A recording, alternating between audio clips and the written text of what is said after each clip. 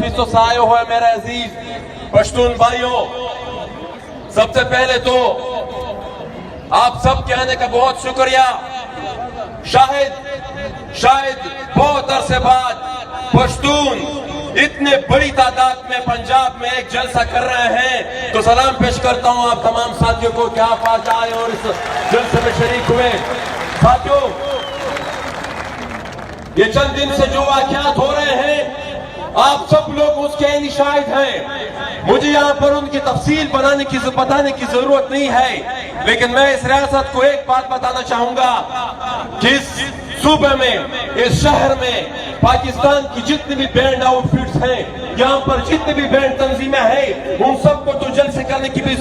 इजाजत है, उन सबको तो जुलूस निकालने की भी इजाजत है, लेकिन अमन एक पुरअमन पश्तून तहरीक जब उठी है जो सिर्फ अपने हक का मुतालबा कर रही है, अपने साथ इंसाफ का मुतालबा कर रही है, आपने उनको कल यहाँ पर जलसे की इजाजत नहीं दी, तो क्या पैगाम देना चाहता है इस पाकिस्तान की पख्तूनों को आप? क्या मैसेज देना चाहते हैं पाकिस्तान के पख्तूनों को आप? ये लोग, ये पख्तून ये जो नस्ल आप देख रहे हैं, ये पिछले 15 सालों से जंगी जहाजों, बम धमाकों और तोपों के खौफनाक आवाजों के साए तले ये परवान चली है। ये जिस माइंड सेट के दौरान इनकी परवरिश हुई है, अगर इनको हमने अपने सोच के लिए छोड़ दिया तो शायद उसके नताइज बहुत भयानक होंगे। बहुत मुश्किल के साथ हमने इनको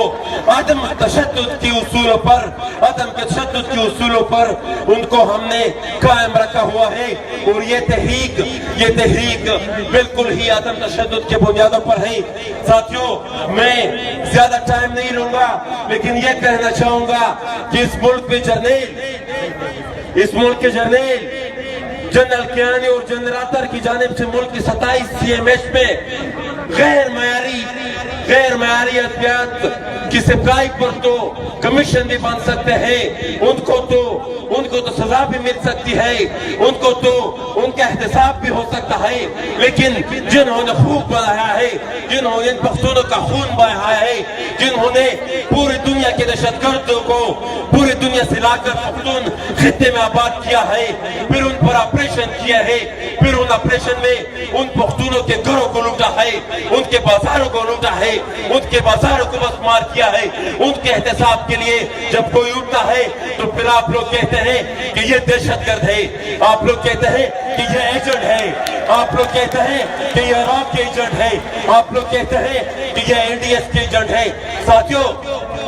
हम ये कहते हैं कि हम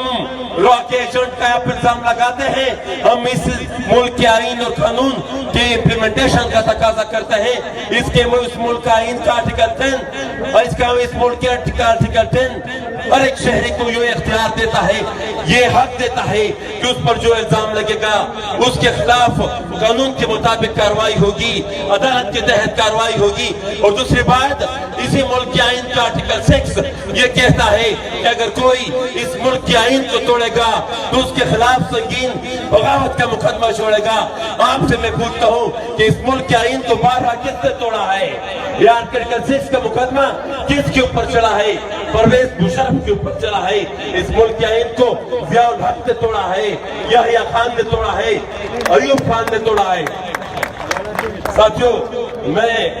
अपने तकरीर का इख्तिताम करूंगा, लेकिन सिर्फ एक पैगाम देना चाहता हूं कि आज हम लाहौर सिर्फ इसलिए आए हैं क्योंकि मेरे ख्याल में पाकिस्तान के हुक्मरानों को, पाकिस्तान के जर्नैलों को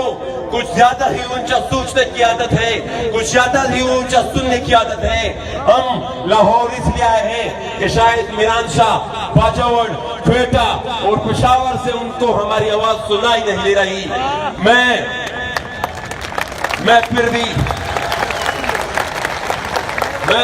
साथियों, टाइम बहुत मुख्तसर है, मैं एक शेर से आपसे इजाजत चाहता हूँ, इसी पे मैं अपनी तकरीर खत्म करूंगा।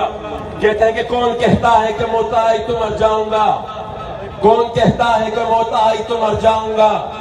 मैं तो दरिया हूँ समंदर में उतर जाऊंगा, और चारा साजों से लगे मेरा मायार कि मैं چارہ سازوں سے الگ ہے میرا معیار کہ میں زخم کہوں گا تو کچھ اور سنور جاؤں گا. وہ زندگی شمع کی مانند جلاتا ہوں ندیم, بجھ تو جاؤں گا لیکن صبح بھی کر جاؤں گا.